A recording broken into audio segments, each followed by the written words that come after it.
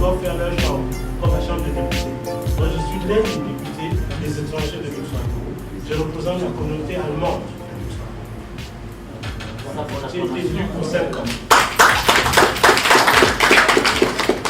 Je suis David Foka, je suis l'administrateur de la Maison d'Afrique de Luxembourg et en même temps le vice-président de la Maison des associations au Luxembourg. Je suis aussi homme politique luxembourgeois, donc et voilà. Donc, oui, je suis venu en terre africaine, plus précisément à Lomé au Togo, pour assister au forum annuel d'Africa Pass, en collaboration avec la Maison d'Afrique de Luxembourg, et ceci surtout pour récompenser les start-up africaines, donc ceux-là même, la jeunesse, ceux-là même qui entreprennent en Afrique et qui montrent que l'Afrique n'est pas maudite, quoi. Voilà. Oui, nous avons souvent fait ce forum au Press Club à Bruxelles. Et on s'est dit, mais on ne peut pas parler de l'Afrique si on n'est pas en terre africaine. Et nous sommes déjà de la diaspora, et donc on devrait se rendre en Afrique pour pouvoir parler avec les Africains en Afrique, développer l'Afrique en Afrique. Et c'est pour ça que nous avons porté le choix sur un des pays africains, en l'occurrence le Togo. La préférence sur le Togo, pourquoi? Parce que on a des voisins, et les entrepreneurs des pays voisins pouvaient facilement rentrer au Togo, comme le Bénin, comme le Niger. Et on a ces jeunes du Bénin et du Niger qui sont venus aussi présenter leurs projets au Togo. Voilà. Oui, donc nous avons eu une cinquantaine de projets que donc on devrait malheureusement sélectionner que 5 projets finalistes pour récompenser après les 3 meilleurs projets. Bon, ça a été très très difficile de sélectionner les 5 projets parce que on avait toujours des coups de cœur pour les autres projets et parce que ces jeunes ont beaucoup travaillé aussi. Et donc, moi, en principe, j'ai sélectionné presque 7 projets au lieu de 5. Et donc, on va essayer de voir comment on pourra améliorer, ne pas jeter les autres projets à la poubelle, bien sûr, non. Nous devons améliorer les autres projets et essayer de trouver des financements pour ces projets-là. Et donc, les 2 jours se sont déroulés très très bien. Et le premier jour, était consacré surtout aux présentations des intervenants et surtout à l'éveil de la conscience de la jeunesse africaine. Et nous avons commencé aussi par un grand quiz. Surtout, ce quiz permettait de mieux connaître l'Afrique aussi. Et il y a quelqu'un qui a gagné ce quiz qui a été très très très bien élaboré. Et aujourd'hui, on a encore fait un second quiz et à la fin, on va récompenser les gagnants aussi. Je sais que les startups africaines, comme les startups de tous les autres pays, parce que ce n'est pas un problème résolument africain. Dans cette start-up africaine, on rencontre beaucoup de difficultés et beaucoup de problèmes. Bon, nous sommes là pour essayer de voir les voies et moyens, comment améliorer les conditions de ceux-là même qui cherchent à entreprendre, qui ne comptent pas toujours sur l'État pour pouvoir un travail, mais qui créent le travail. Et créer déjà le travail, c'est chercher à employer d'autres personnes, et c'est une très très bonne chose que nous voulons encourager. Donc voilà, nous sommes là aussi pour pouvoir encourager ces personnes qui créent le travail, et voilà, pour donner de la richesse à l'Afrique. Donc, bon, nous n'avons pas une solution magique. Ce n'est pas que nous avons autant d'argent pour venir verser en Afrique pour les startups pour qu'ils puissent se développer. Non, nous venons surtout les encourager à élaborer un très bon business plan, à avoir une bonne vision pour leur entreprise et à ne pas se casser la figure rapidement. Et donc, c'est pour ça que nous sommes là et surtout trouver des partenaires économiques. Parce que sans partenaires économiques, on ne pourra pas bien avancer. Et donc, c'est surtout pour ça. Bon, on a des petites récompenses, mais ça ne peut pas faire évoluer toutes les startups africaines. Donc, on ne se donne pas pour objectif de venir financer les startups, non. Donc, mais on leur donne le moral. Parce que chacun doit avoir le moral de faire quand tu es entrepreneur pour pouvoir avancer. Voilà. Et ce que, surtout, l'apport de la Maison d'Afrique, c'était surtout que nous voulions pas seulement rencontrer ces startups africaines, surtout rencontrer la jeunesse étudiantine aussi, et rencontrer le peuple togolais tout court. Et nous les avons rencontrés, ceci pour parler du problème qui mine la relation entre la diaspora et les gens qui sont restés sur place au pays. Parce que c'est un peu le jeu de « je t'aime moi non plus ». Donc voilà, il y a beaucoup d'ambiguïté, beaucoup d'incompréhension et nous avons voulu vraiment relever cette incompréhension-là, parler les yeux dans les yeux pour pouvoir résoudre nous-mêmes nos problèmes. Et nous l'avons fait, parce que chacun de son côté a évoqué des problèmes qu'il rencontrait face à l'autre. Et c'est comme ça que nous pouvons nous asseoir et résoudre ces problèmes. Le problème de la diaspora, c'était quoi? Le problème de manque de confiance qu'ils avaient avec leurs frères restés au pays.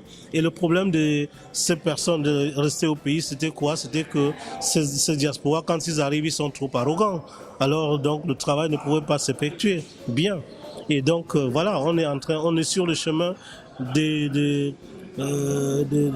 donner une réponse positive à tous ces problèmes et de continuer pour le développement de notre continent, l'Afrique. Oui, mon sentiment, c'est que je suis content d'être en terre africaine et je ne pourrais pas dire que je ne pourrais pas parler spécialement du peuple togolais ou bien de la jeunesse togolaise, mais du peuple africain, parce que c'est aussi l'Afrique par excellence, quoi. Et donc quand je vois ce qu'ils sont en train d'entreprendre, je suis agréablement surpris. Ce n'est pas l'Afrique qu'on nous présente le plus souvent. Je croyais arriver au Togo et voir, lire sur les visages des gens la misère, la décadence, le désespoir, et non, tout ça, je n'ai pas vu tout ça. J'ai vu des gens très propres, des gens très polis et des gens qui sont prêts à la conquête du monde et des gens qui sont prêts à relever le défi de la misère. Bon, voilà, mon sentiment en général, c'est que la jeunesse et l'Afrique a commencé son décollage. Et nous ne devons pas rater notre rendez-vous avec l'histoire. Et la jeunesse togolaise participe déjà à cette histoire-là. Donc je suis tellement fier de cette jeunesse, quoi. Je me nomme M. David Djima et je suis commercial à Africa Coworkers. Oui, je dirais que ce forum, c'est une initiative qui est très encourageante. Je dois dire qui encourage vraiment beaucoup les jeunes. Et personnellement, ce que ça m'a apporté, c'est que par rapport à ce forum, il y a eu les appels à projets. Et les appels à projets, comme vous le savez, c'est une initiative qui permet aux jeunes étudiants, aux personnes qui ont des projets, de pouvoir obtenir des financements. Donc, concrètement, ce qui m'a aidé, c'est que ça ça fait que j'ai commencé à me réveiller en moi pour voir comment est-ce que moi aussi je pourrais commencer par construire des projets pour pouvoir aider, pas seulement pour moi, mais aider mon pays, aider la société dans laquelle je vis. Et puis par rapport aussi aux formateurs, je dirais que c'est un sacrifice. Et j'ai remarqué un grand amour qu'ils ont pour l'Afrique. Malgré qu'ils ont quitté l'Afrique et qu'ils ont construit leur vie à l'Occident, mais ils ne nous ont pas oubliés. Ils sont venus nous parler en tant que leurs frères et voir comment est-ce qu'ils pourraient nous aider pour que nous puissions réussir dans la vie en général. Donc il y a ça aussi. Et puis l'autre fait aussi, c'est que il y a eu des moments d'échange aux pauses, il y a eu des moments d'échange. Et moi, personnellement, j'ai rencontré un coach qui a essayé de me coacher et de me donner quelques pistes qui pourront m'aider si je me confie à ces pistes pour que je puisse réussir dans la vie professionnelle mieux. Oui. Ce que j'ai remarqué, c'est qu'ils sont soucieux de l'avenir des jeunes Africains, de leurs jeunes frères africains en Afrique, parce qu'ils sont conscients des problèmes que nous vivons en Afrique.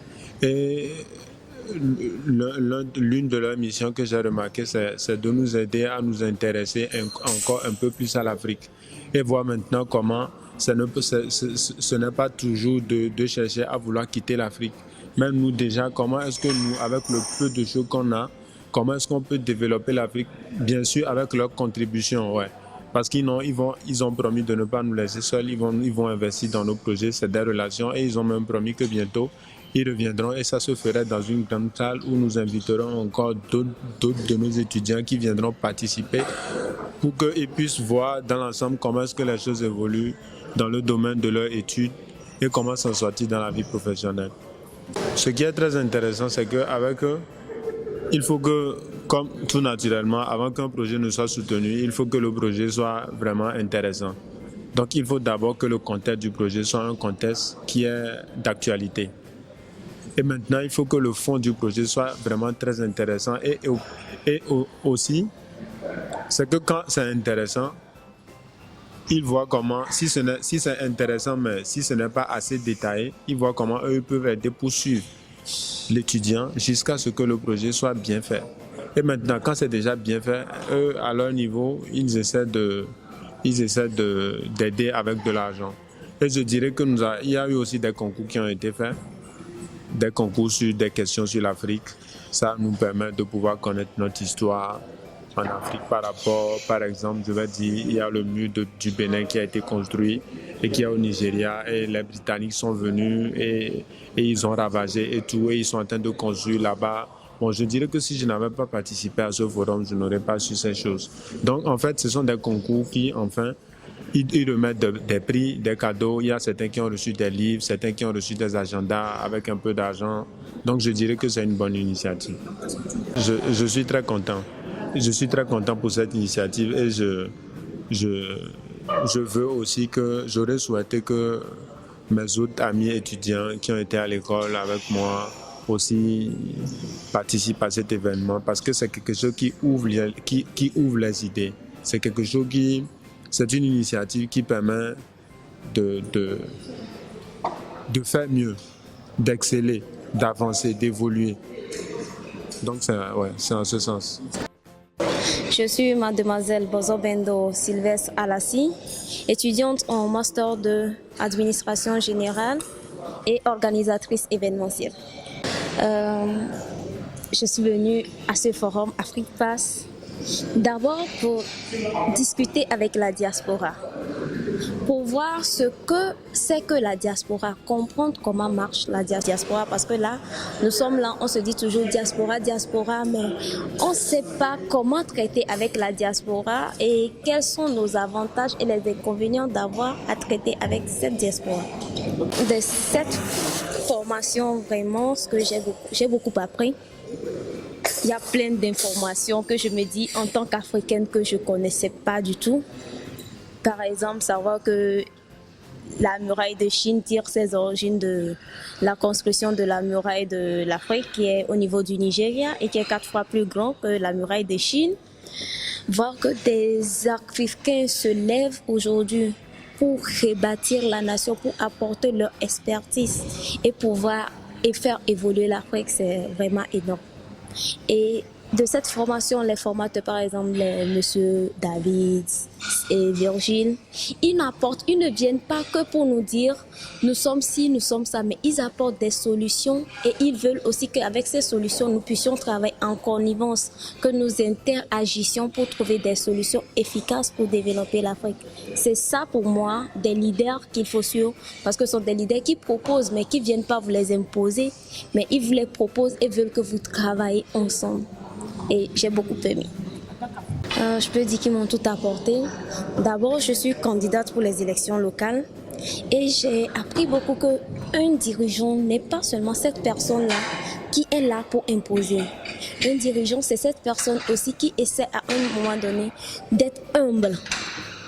Non seulement être humble, mais participer de manière active à fonder sa communauté, à lutter contre la corruption qui gangrène vraiment nos sociétés et à libérer son mental, à avoir un mental qui est là juste pour faire évoluer, pas un mental qui va nous permettre d'avoir des idées qui nous limitent au fait. Et ça m'a beaucoup aidé. Ce que j'ai remarqué au cours de ce forum, c'est pas comme les autres formations que je suivais. Je peux dire que les formateurs étaient plus à nos côtés. Ils étaient comme nous. Je prends l'exemple d'un grand frère, par exemple, qui vit à l'étranger. Quand il rentre, sa manière de faire change. Il donne l'impression comme si tu étais en dessous et que eux, ils étaient au-dessus. Mais eux, ils n'étaient pas comme ça. Ils étaient dans la manière du donner et du recevoir. Et c'est ça que j'aime. Les sentiments sont, j'aurais pu dire mitigés, mais je peux dire que j'ai des sentiments vraiment libérés parce que j'ai compris que l'Afrique, ce n'est pas seulement une question de dirigeants, ce n'est pas seulement une question de toi, mais c'est une question de toi, moi et de nous ensemble. Je remercie vraiment AfriPass, je remercie tous les formateurs, les formatrices, Madame Moutia, je remercie les autres amis aussi qui ont participé et vivement que ces initiatives ne soient pas que des mots que nous allions ranger dans un tiroir, mais que nous puissions les mettre en pratique et pour qu'ensemble nous puissions laisser à notre future génération des valeurs qui seront fiers de porter. Merci.